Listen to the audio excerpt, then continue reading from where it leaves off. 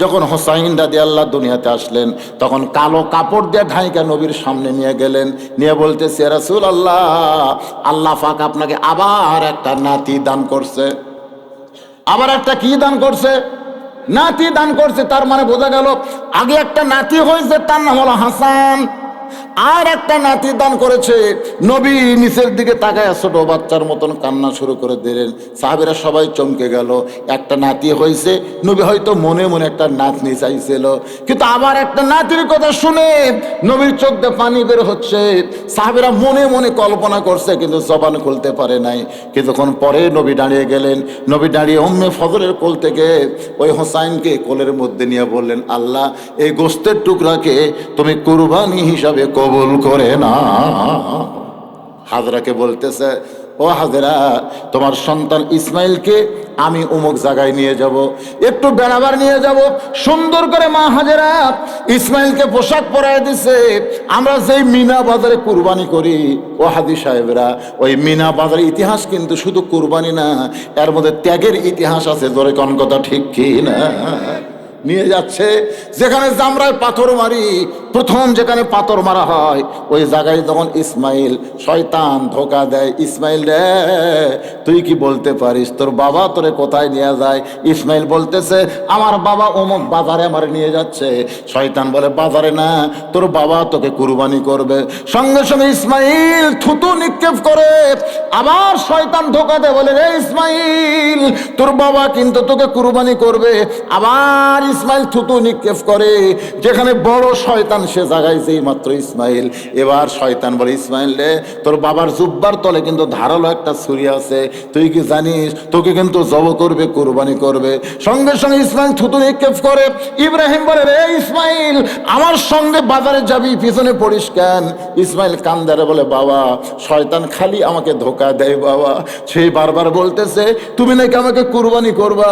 আচ্ছা বলো তো বাবা, একটা বাবা কোনোদিন তার সন্তানকে জব করতে পারে, কুরবানি করতে পারে, এমন ধোকা শয়তান আমারে কেন দেয়?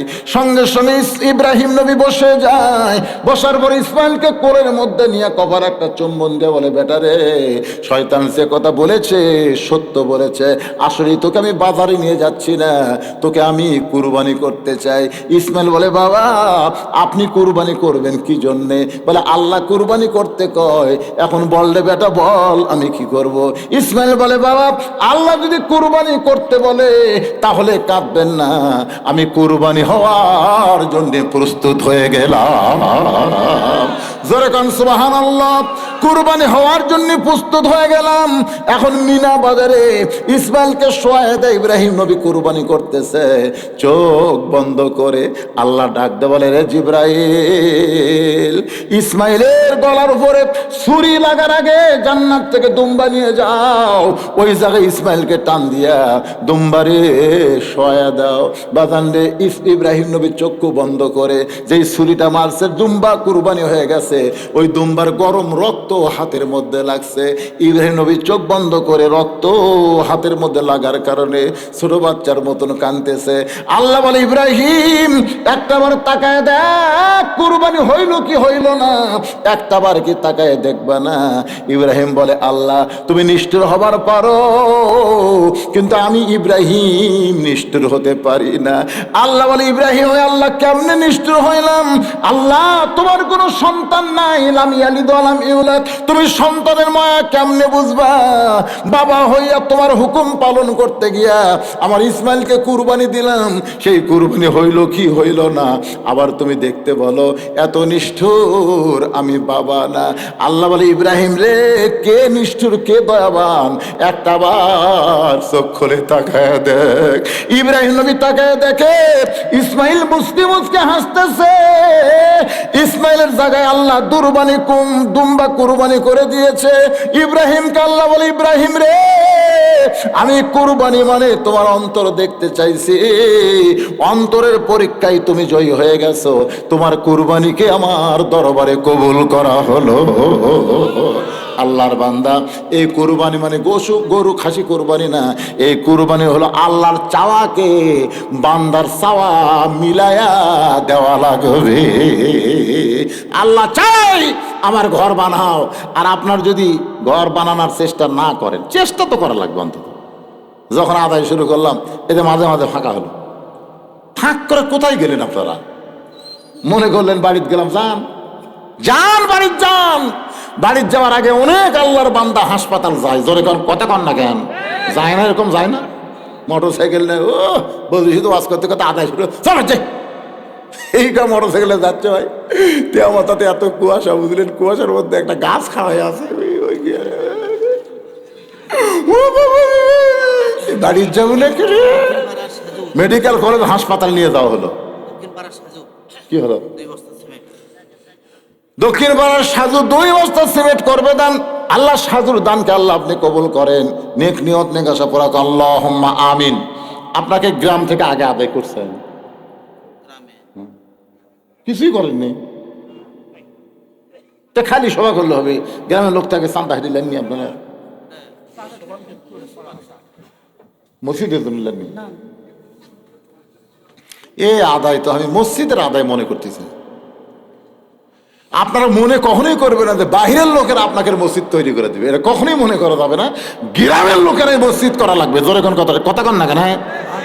আপনাদের গ্রামের চাকরি নাই, এ বিদেশে না, বিদেশি থাকে না। এই গ্রামের কোন ছেলে বিদেশে থাকে না? কেউ থাকে না।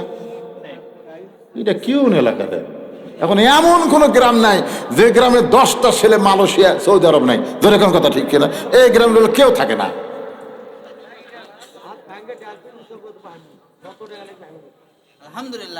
এই বাবা উপর তোরে ময়না সোনার চান, তোর মুখটা দিকে তাই তো দিকে খেপলে কি হয় দেখেন, খেপলে কি হয় কি বাবা? ছাদ 1.5 ফিট ডাউন আছে, যে পরিকল্পনা যেটা করছে এটা ভুল। টাইলস লাগা উঁচা করে তো লাভ নাই না। ছাদ 1.5 ফিট উঁচা ঘরে তারপর টাইলস লাগা লাগে। আর ছাদ উঁচা করতে যত টাকা খরচ ভাঙ্গে আমি করে দেবো। এই সারাদিন পেঁচলা যা হলো, এক পেঁচালে আমার কলজা ভরে গেল। তাই তো এইরকম দানবীর থাকতে এ ঘ্যাঙ্গানা কুত্তার খাওয়া আসা। নাম কো বাবা, নামটা কো শোনা? আপেল মাহমুদ। ওরে বাবা, নামও সেইরকম রে।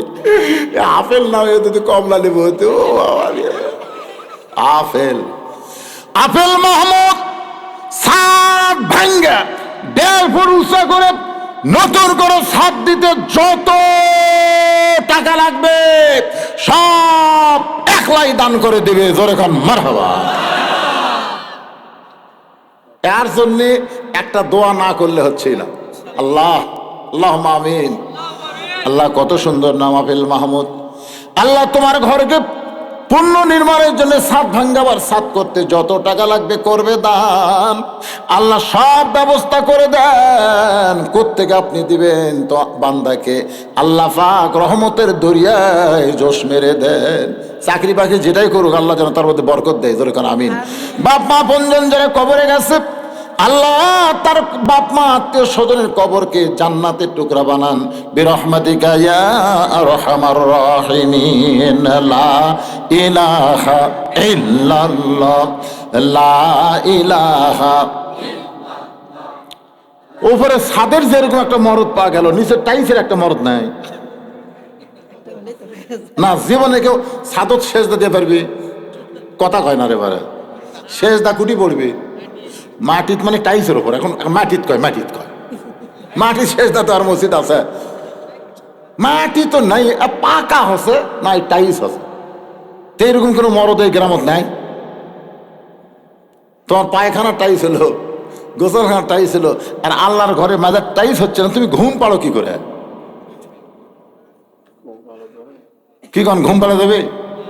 আমি পায়খানা গেলে টাইস রে, তলার টাইস, দেওয়ালার টাইস, আল্লাহর ঘর সেজদা দিয়ে পাকার উপরে। ঘুম তো হওয়ার কথা নয়। যে বাড়িতে আমি ছিলাম, দোতলা তুটলাম, কি মজা করে দিলে কি হয় আল্লাহর ঘরে?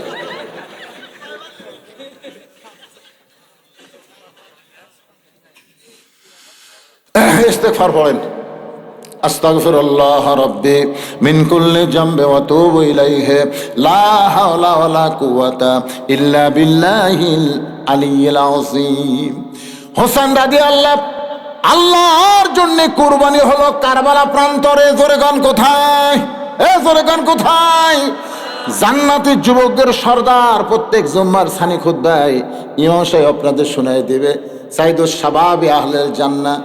জান্নাতি যুবকদের সর্দার হলো দুইজন, একটা হলো হাসান, একটা হলো কি? জোরে বলেন। তাহলে যদি হোসেন কুরবানি দিয়ে জান্নাতি যুবকদের সর্দার হয়, আমাদের যুবকগুলো আজকে কুরবানি দেওয়া লাগবে। যতদিন তোমাদের কাছে 4G মোবাইল থাকবে তোমরা কুরবানি দাও, আমরা কোনোদিন অশ্লীল ভিডিও দেখব না। জি, আব্দুল মতিন 10,000 টাকার টাইস। জোরে বলেন মারহাবা। কেউ যদি মনে করেন হুজুর 10,000 দেব না, আমি 10টা টাইস দেব। মাজার টাইসের আবার দাম বেশি, ওটা পাথরের, হয়তো দেওয়ালেরটার দাম কম। তো খুব বুদ্ধি করছে, 10,000 টাইস আপনি দেওয়ালত লাগান আর মাজার লাগান, 10,000 টাকা। আলহামদুলিল্লাহ। এরকম যদি 2-4 জন থাকেন ভাই, তাহলে আপনার নাম লেখা দেন, এখন দোয়া করে দেওয়া হবে। কারণ রাত 12:30 প্রায় বাজতেছে, আমাদের ফজরের নামাজ জামাতে পড়া লাগবে। ধরে কোন ঠিক কিনা? হ্যাঁ, আস্তাগফিরুল্লাহ পড়েন। আস্তাগফিরুল্লাহ রব্বি মিন কুল্লি যামবি ওয়া তুবু ইলাই। আল্লাহুম্মা আমিন। আল্লাহুম্মা আনতাস সালাম ওয়া মিনকাস সালাম, তাবারাকতা ইয়া যাল জালালি ওয়াল ইকরাম। আয় আল্লাহ, তোমার বান্দারা বহু কষ্ট করে মেহনত করে আজকের জান্নাতের বাগান লাগাইছে। আল্লাহ, তোমার ঘরকে সুন্দর করার জন্যে, ও মাবুদ, তোমার মসজিদকে মহব্বত করে ভালোবেসে নগদে বাকিতে আজকে যারা দান করে দিল, তোমার এমন একটা বান্দা পাওয়া গেল আফিল মাহমুদ, একাই সাত করে দিবে। আল্লাহ মেহেরবানি করে এমন একটা বান্দা তুমি বের করে দিবা, একাই মসজিদের মাজার টাইস করে দিবে, দেওয়াল টাইস করে দিবে। অবশ্যই তোমার বান্দা এরকম গ্রামে আছে। আল্লাহ মেহেরবানি করে সকলের মনটাকে ভালো করে তোমার ঘর সুন্দর করার তৌফিক দিয়া দিও। আল্লাহ শুরু থেকে শেষ পর্যন্ত 2টা বিষয় নিয়ে কথা বলেছি। 1 নম্বর হলো নামাজ, 2 নম্বর কুরবানি। ফাসাল্লি রব্বিকা ওয়ানহার, এই সূরা কাউসারের ওয়াজ অনুযায়ী আমল করে হাউজে কাউসারের পানি আমাদের সকলের জন্য আল্লাহ তুমি কবুল করে নিও। আমরা যারা হাত তুলেছি, আমাদের জনম দখনি মা যাদের কবরে চলে গেছে, ছোট্ট একটা শব্দ হলো মা। এ নামের মধ্যে কি মধু, যাদের মা নাই তারাই বুঝতেছে। এই দরদের মা যাদের কবরে গেল, আল্লাহ মেহেরবানি করে মায়ের কবরকে জান্নাতের টুকরা বানিয়ে দাও। বাবার বাড়ি ঘর সবই আছে, আমরা যারা বাবা হারে এতিম হয়ে গেছে, আল্লাহ মেহেরবানি করে বাপের কবরকে জান্নাতের টুকরা বানিয়ে দাও। আমাদের দাদা দাদি নানা নানি আত্মীয় স্বজন শ্বশুর শাশুড়ি যাদের কবরে গেছে, আল্লাহ কবরবাসীদের মাফ করে দাও। এই ফাঁপর পূর্ব পাড়া জামে মসজিদকে আল্লাহ কিয়ামত পর্যন্ত কবুল করে নাও। এই মসজিদ কমিটির সভাপতি, সহসভাপতি, সেক্রেটারি, ক্যাশিয়ার, মসজিদের সদস্য, মসজিদের দানবীর, মসজিদের মুসল্লি, মসজিদের খতিব, ইমাম, মসজিদের মুয়াজ্জিন, আল্লাহ সকলকেই তুমি কবুল করে নাও। পর্দার অন্তরালের মা বোনেরা আবিদা সালিহা পর্দা কবুল করে মা ফাতেমার চরিত্র দান করে দাও। ও মায়েরা, ভারতের স্টার জলসা জি বাংলা দেখবেন না মা, ফাতেমার চরিত্র গ্রহণ করেন, পর্দার মধ্যে থাকেন, আমল যদি কমও করেন, ফাতেমার সিগনেচারে আল্লাহ পাক আপনাদেরকে জান্নাত দিয়া দিবে। আল্লাহ, আমি অসুস্থ, আমার মতো যারা অসুস্থ হাত তুলেছে, আল্লাহ সুস্থতার নিয়ামত দান করো। আজকের মাহফিলের সম্মানিত সভাপতি, সম্মানিত সহসভাপতি, আল্লাহ সম্মানিত প্রধান অতিথি চেয়ারম্যান সাহেবকে আল্লাহ তুমি কবুল করে নাও। এই মাহফিল করার ব্যাপারে প্রশাসনিকভাবে সর্বাত্মক সহযোগিতা করা হয়েছে। আল্লাহ আমার প্রশাসনের ভাইদের প্রতি তুমি রহমত বরকত দান করো। আল্লাহ অত্র এলাকায় যতগুলো মাহফিল হবে, যতগুলো বক্তা আসবে, সমস্ত মাহফিল যেন ভরপুর কামিয়াবি দান করে। আল্লাহ তুমি দাতা দান করে দাও। আল্লাহ আমাদের সকলকে কবুল করে নাও। এখন 1টা মিনিট, শুধু 1টা মিনিট একটু চোখ বন্ধ করে ভাবের সাগরে ডুব দিয়ে দেখেন, এই 2 হাত দিয়ে কত কবরে আমরা মাটি দিয়ে